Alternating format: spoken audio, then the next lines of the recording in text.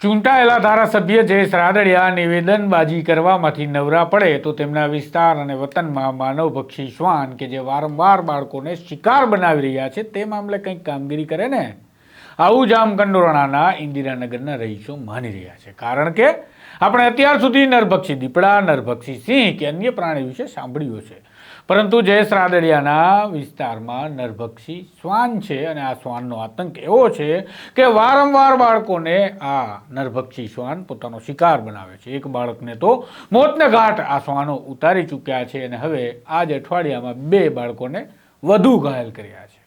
વિગતે વાત કરીએ જામકંડોરણાની એવી સમસ્યાની કે જેના તરફ કદાચ ધારાસભ્ય, વહીવટીતંત્ર કે સ્થાનિક આગેવાનોનું ધ્યાન એટલે નહીં જતું હોય, કારણ કે ત્યાં શિકાર બનતા બાળકો ગરીબોના છે અને ગરીબી આ દેશમાં અભિશાપ છે. વૈષ્ણવજન તો તેને કહીએ જે પીડ પરાઈ જાનાને રે. નમસ્કાર, હું છું આપની સાથે તુષાર બસિયા. નવજીવન ન્યૂઝમાં આપનું સ્વાગત છે. રાજકોટ જિલ્લાના જામકંડોરણામાં આવેલા ઇન્દિરાનગર વિસ્તારમાં છેલ્લા કેટલાય સમયથી ચોંકાવનારી અને ગંભીર પ્રકારની ઘટનાઓ સામે આવી રહી છે, જેમાં રખડતા શ્વાન બાળકો પર હુમલો કરી દે છે અને આવા હુમલામાં ગંભીર રીતે ઇજાગ્રસ્ત થવાના કારણે તાજેતરમાં જ એક બાળકનું મોત પણ નીપજ્યું હતું.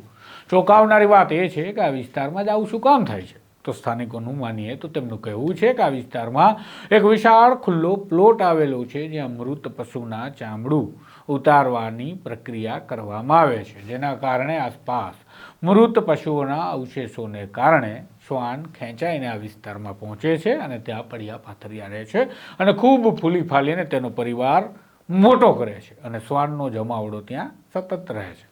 દરમિયાન પ્લોટ ખુલ્લો હોય, બાળકો ક્યારેક રમવા તો ક્યારેક કુદરતી હાજત માટે આ પ્લોટમાં પહોંચી જતા હોય છે અને આ દરમિયાન બાળકો શ્વાનનો શિકાર બની જતા હોય છે. અને આવી જ રીતે એકાદ માસ પહેલાં ઇન્દિરાનગરના ઝૂંપડા વિસ્તારમાં રહેતા રવિનાથ નામના બાળક પર હુમલો કરી શ્વાને બાળકને મોતને ઘાટ ઉતારી દીધો હતો. આ સમયે સ્થાનિકોમાં ખૂબ જ ઉહાપોહ પણ મચી ગયો હતો અને આ ઘટનાને પગલે સ્થાનિકોએ તંત્રને જગાડવા માટે ધરણા પ્રદર્શન કર્યા, મૌન રેલી કરી અને ટીડીઓને આવેદનપત્ર આપી ત્યાં ધરણા પર બેસી ગયા. અને આખરે ત્યારે જઈ તંત્ર જાગવાનો ડોળ કરતા હતા તે પ્રકારે નાગરિકોને જવાબ આપે છે, વચન આપે છે કે આ ઝૂંપડાઓને આ સ્થળ પરથી હટાવવામાં આવશે, 100 ચોરસ વારના પ્લોટની ફાળવણી કરવામાં આવશે, ખુલ્લા પ્લોટને ફરતે દિવાલ બનાવી દેવામાં આવશે અને મૃત પશુઓના અવશેષોને અહીંથી હટાવી લઈ આ પ્લોટને ચોખ્ખો ચણાક કરી દેવામાં આવશે.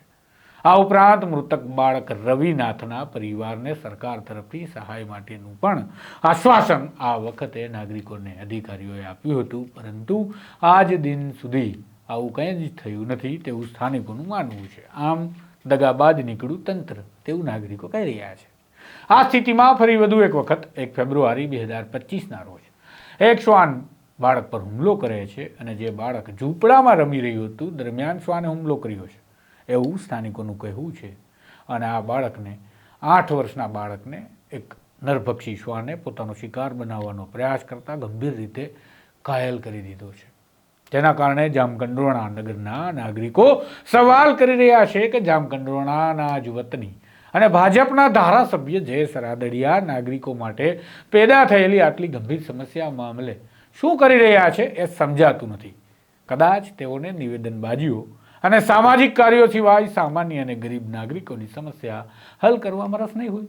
ત્યારે સવાલ એ પણ થાય છે કે શું આ મામલો ગરીબોના બાળકોના જીવ પૂરતો સીમિત છે, માટે રાજનેતાઓનું કે તંત્રના અધિકારીઓનું વલણ આ પ્રકારે નિરસ રહેતું હશે? બની શકે, કારણ કે આ દેશમાં કહેવાય છે ને કે ગરીબ પેદા થવું એ જ સૌથી મોટો અને ગંભીર ગુનો છે, કારણ કે અમીરો માટે તો બધું થાય છે, ગરીબોના બાળકો તો મર્યા કરે. આ પ્રકારના અહેવાલ, વિગતવાર સમાચાર માટે નવજીવન ન્યૂઝ તમારો અવાજ છે, આ તમારી ચેનલ છે અને સબસ્ક્રાઇબ કરવાનું ભૂલતા નહીં. નમસ્કાર.